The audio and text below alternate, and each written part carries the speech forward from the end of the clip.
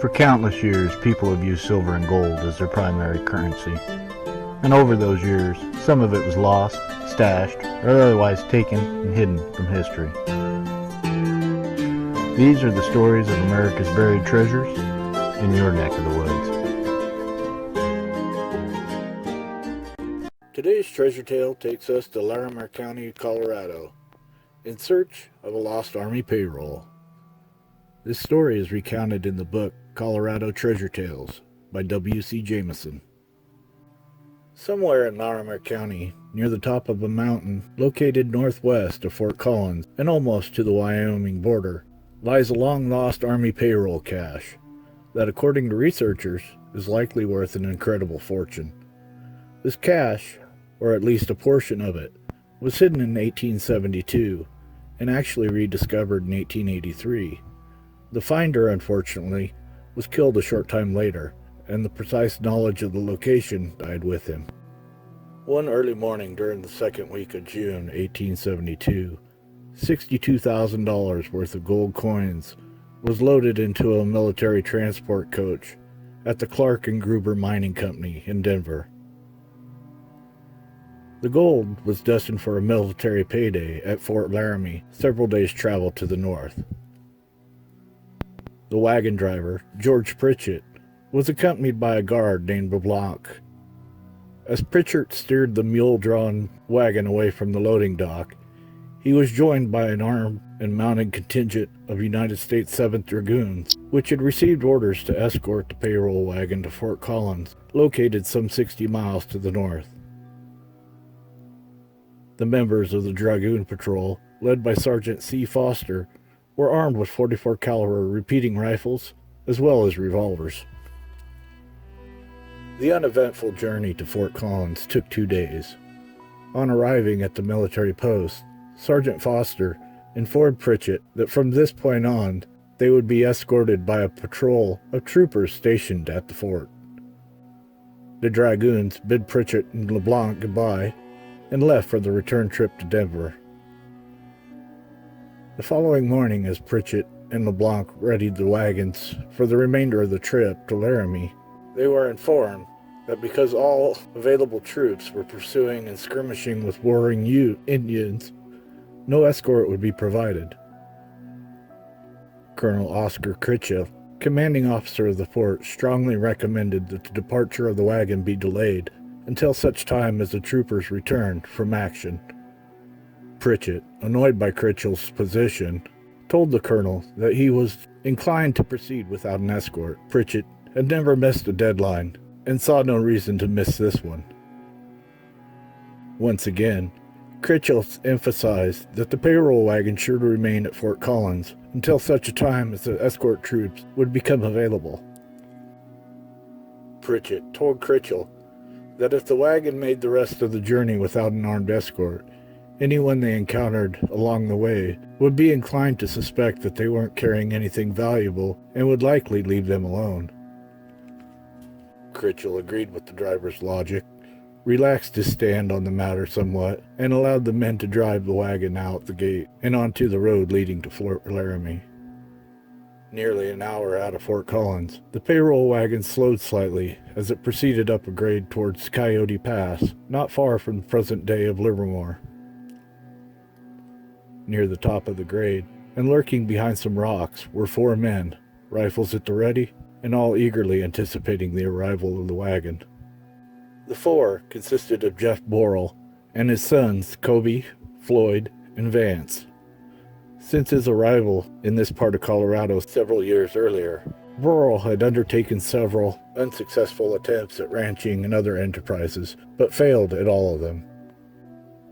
He eventually turned to outlawry and found robbing travelers in stagecoaches and stealing livestock from the area ranches was much easier and more profitable than herding cattle. Though never proven, it was also suspected that the Borrell gang was responsible for as many as 5 murders. Several days earlier, while hanging around the settlement that had sprung up around Fort Collins, the elder Borrell learned about the unescorted payroll wagon and decided it would be easy to rob. As Pritchell was whipping the mules to the top of the Coyote Pass, the Borals rode out from behind their places of concealment, firing at him and LeBlanc. Both men were killed immediately, their bodies tumbling from the wagon onto the dusty road. The mules, startled by the sudden bursts of gunfire, broke into a run and were not contained until they had exhausted themselves nearly 2 miles down the road. When the Borals finally overtook the wagon, they climbed aboard, located the strongbox containing the payroll, gold, and tossed it onto the ground. After several attempts, the lock was finally shot off. Inside the strongbox were a number of canvas money sacks, each containing gold coins. The 4 men divided the sacks and stuffed them into their saddlebags, leaving the mules hitched to the wagon. The 4 outlaws turned and rode away along the game trail, finally disappearing into the trees and boulders onto the higher elevations of a nearby mountain. It wasn't long after the payroll wagon had rolled out of Fort Collins that it was reported to Colonel Critchell that several troopers had just returned from a scouting patrol. Critchell immediately ordered Lieutenant David Sparks to assemble a platoon consisting of 12 men to catch up to the payroll wagon and escort it into Fort Laramie. Approximately 2 hours after the departure of the payroll wagon, Sparks and his troops were already riding up the trail with the intention of overtaking it. A little more than an hour after leaving the fort, the soldiers found the bodies of Pritchell and LeBlanc. Lieutenant Sparks ordered 4 of his men to transport the 2 dead men back to Fort Collins. With the remaining troopers, Sparks continued following the tracks of the payroll wagon. Several minutes later, they found it and the mules in a grove of trees just off the road. Nearby, one of the soldiers found the open strongbox. After casting about for clues, one of the troopers located the tracks of the fleeing robbers, where they rode up a narrow game trail into higher elevations of an adjacent mountain. Without hesitation, the soldiers followed. As Sparks and the soldiers spurred their mounts up to the trail, it soon became clear that the U.S. Army horses were not up to the task of the steep climb up the mountain. Little more than halfway to the top, they clearly lacked the stamina to continue. Dismounting, the soldiers tied off their mounts and carrying their rifles proceeded on foot. On nearing the summit, the troopers lost the trail of the outlaws. After scouting a portion of the mountain for over 2 hours, Lieutenant Sparks finally ordered them to return to Fort Collins.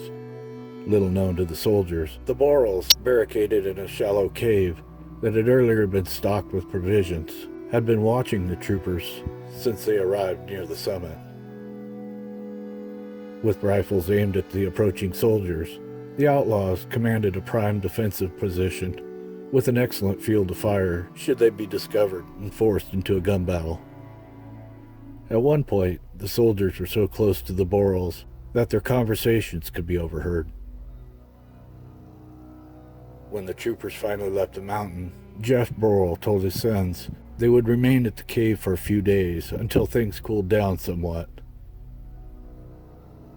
Little did Boral know that Sparks and a contingent of soldiers would remain in camp, not far away at the base of the mountain. Furthermore, while the troopers were setting up camp, Sparks ordered 2 of them to hurry back to Fort Collins to request that a large force of cavalry be sent to aid in the pursuit and capture of the bandits. By the time the 2 troopers had reached the fort, several platoons were returning from action in the field. Within a short time, a force of some 40 soldiers was assembled. Just before leaving Fort Collins, Colonel Critchell ordered the troopers not to return until they recovered the payroll and captured or killed those responsible for its theft. The following morning, one of the Boral sons spotted a large force of soldiers riding up the trail towards the hideout and quickly informed his father. When Jeff Boral counted the soldiers and saw that they were all well armed, he decided it would be most prudent to flee. Quickly, he and his sons buried the stolen payroll at the rear of the shallow cave, then piled rocks atop the cache. Taking only what they could quickly pack into their saddlebags, the outlaws mounted their horses and started riding towards the opposite side of the mountain and away from the pursuing soldiers. They were spotted the moment they broke clear of the covering timber. At a command from Sparks, a number of the troopers opened fire on the fleeing bandits. Before the Borrells could reach cover, all four were shot from their horses. When the soldiers reached the fallen men, they found Jeff Borrell along with his sons Floyd and Vance dead. Kobe Borrell was severely wounded and barely clung to life. Quick search of the outlaws' saddlebags yielded none of the payroll. While Kobe lay dying on the mountain, Sparks tried to get the youth to reveal where they had hidden the payroll gold. Kobe refused to talk, and within 2 hours, he was dead. While the bodies of the outlaws were being transported back to Fort Collins, Sparks ordered his men to search the mountain for the payroll. Though they scoured the environ for 2 full days, they found nothing. Eventually, Sparks ordered his men back to the fort. Critchell, infuriated at the loss of the payroll and the inability of his soldiers to find it, ordered over 100 troops back to the mountain to search it completely. Every ravine, canyon, crest, and slope. For almost 2 months, the mountain was explored, but still the payroll gold was never found. Furthermore, there was no one left alive who could tell the soldiers where the gold was buried. Then during the summer of 1883, the payroll was discovered, only to be lost again within hours. Some Larimer County cowhands eventually learned about the lost payroll gold and decided to go search for it at the first opportunity. Arriving at the mountain one morning, 4 cowboys from a nearby ranch, mounted and carrying a 2-day supply of food, began exploring the mountain for possible hiding places. Following lunch, they decided they would cover more area if they split up, so they rode out in different directions. One of the cowboys, Stacy Wearer, tired after searching all morning, took shade just within the opening of a shallow cave. Behind him, and against the far wall, he noted a strange pile of rocks.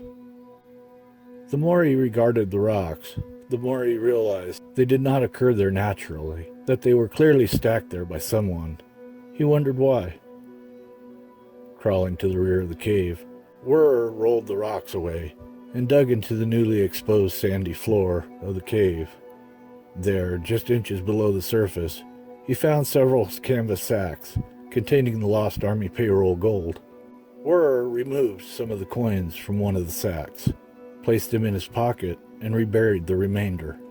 He then replaced the rocks atop the cache, mounted his horse, and rode out to meet his companions. When asked by his friends, Wearer claimed he had no success in locating the treasure, but there was something about the way that he said it that aroused their suspicions.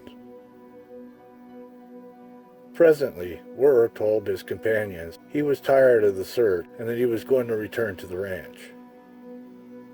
Suspecting that Wearer had located the lost payroll, his 3 companions confronted him, accusing him of finding it and holding out on them. With that, Wearer merely smiled, turned his horse, and rode down the trail. 2 of the cowboys pulled their revolvers and fired. Later, they claimed they only wanted to frighten him, but 2 of their bullets found their mark, and Wearer fell from his horse dead. When they searched his pockets, they found several gold coins, each dated 1872, the year the Borrell gang robbed the payroll wagon. Leaving the body where it lay, the 3 cowhands spent several hours trying to trace Wearer's route back up the mountain where he had found the coins, but they were unable to locate the cache. Days later, the 3 cowhands were arrested and charged in the death of Stacy Wearer, tried, convicted of murder, and sentenced to prison. Somewhere in a shallow cave on a mountain adjacent to Coyote Pass lies buried a fortune in gold coins, the remaining portion of the Army payroll taken by the Borrell brothers well over a century ago. Though searched for many times, it has never been found. Good luck, happy hunting, keep on digging it. In this world, there's two kinds of people, my friend. Those with loaded guns, and those who dig. Please like, subscribe, and share with a friend. Hit that notification button to follow me on YouTube. Thanks for stopping in. Hope you enjoyed. Good luck, happy hunting, keep on digging. For even more to explore,